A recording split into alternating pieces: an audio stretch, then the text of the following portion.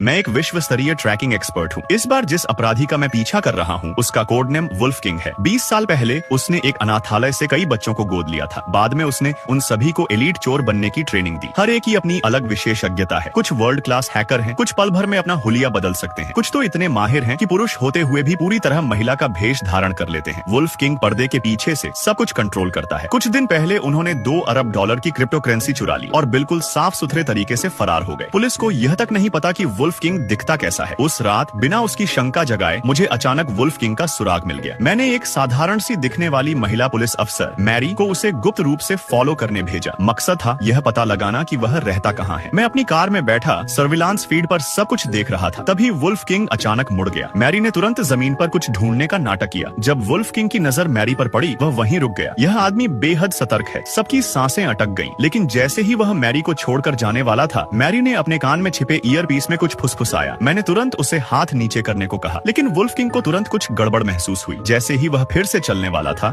एक पुलिस वाले से गलती से सर्विलांस कैमरा हिल गया। वुल्फ किंग ने उस छोटी सी गड़बड़ी को एक पल में पकड़ लिया। मैं पूरी तरह घबरा गया। किस्मत से उस वक्त उसे पूरी तरह यकीन नहीं हुआ कि पुलिस उसका पीछा कर रही है, इसलिए मैरी दूर दूर से उसका पीछा करती रही। आखिरकार वह उसे एक जर्जर इमारत तक ले आई। मैरी ने अपने कान में छिपे ईयरपीस को ढकने के लिए हेडफोन पहन लिए। फिर वह बिल्कुल सामान्य तरीके से वुल्फ किंग के पास जाकर चलने लगी, जैसे कुछ भी न हो। उसी पल मुझे एहसास हुआ कि कुछ गलत है। मैंने तुरंत पहले की सर्विलांस फुटेज निकाली। मैंने देखा कि जाते समय उसने मुड़कर मैरी को ध्यान से देखा था। उसी क्षण तेज दिमाग वाला वुल्फ किंग याद कर चुका था कि उसने मैरी को पहले बाजार में देखा था। उसने पक्का कर लिया था कि मैरी एक पुलिस वाली है। लिफ्ट में कदम रखते ही उसने अपनी जेब से एक चाकू निकाल लिया। जैसे ही लिफ्ट के दरवाजे बंद होने वाले थे, मैं अचानक अंदर घुस गया। मैंने नाटक किया कि मैं उसके हेडफोन उतार रहा हूँ, जबकि चुपचाप उसके कान से ईयरपीस निकाल लिया। मैंने खुद को उसका पिता बताया। मैंने उससे पूछा कि वह किस फ्लोर पर रहता है, लेकिन उसने कहा कि उसे कुछ लेने के लिए फिर से पहले फ्लोर पर जाना है। जब उसने लिफ्ट का बटन दबाया तो उसने मैरी के कान को ध्यान से देखा, जैसा मैंने सोचा था। जब उसे ईयरपीस नहीं दिखा तो उसने चाकू वापस रख लिया। मैंने उसे एक सड़ा हुआ सेब थमा दिया। असल में उस सेब के अंदर मैंने एक बेहद छोटा कैमरा छिपा रखा था। फिर मैंने जानबूझकर सेब का एक और लिया और उसे जमीन पर थूक दिया। चुपचाप उस कैमरे को लिफ्ट के एक कोने में छिपा दिया। जब लिफ्ट सबसे ऊपर पहुंची तो मेरे पास मैरी के साथ बाहर निकलने के अलावा कोई रास्ता नहीं था। असल में हम वहाँ रहते नहीं थे। लिफ्ट के दरवाजे बंद होने की आवाज आते ही मैरी पीछे मुड़ने वाली थी। मैंने तुरंत उसे आगे चलते रहने को कहा। जैसा कि मैंने सोचा था, वह पीछे से हमें देख रहा था। मैंने जल्दी से अपना चश्मा उतारा और उसके फ्रेम में छिपा खास लॉकपिक निकाल लिया। मैरी ने एक डिलीवरी बॉक्स से वुल्फ किंग की नजर रोक दी। मैंने तुरंत हुक से दरवाजे का ताला खोला। तभी जाकर वह आखिरकार वहाँ से चला गया। जब वह फिर से लिफ्ट में गया, कैमरे ने रिकॉर्ड किया कि वह 8वें फ्लोर पर रहता है। लेकिन फिर कुछ बेहद डरावना हुआ। वह अचानक हथियार के साथ मेरे दरवाजे पर खड़ा था।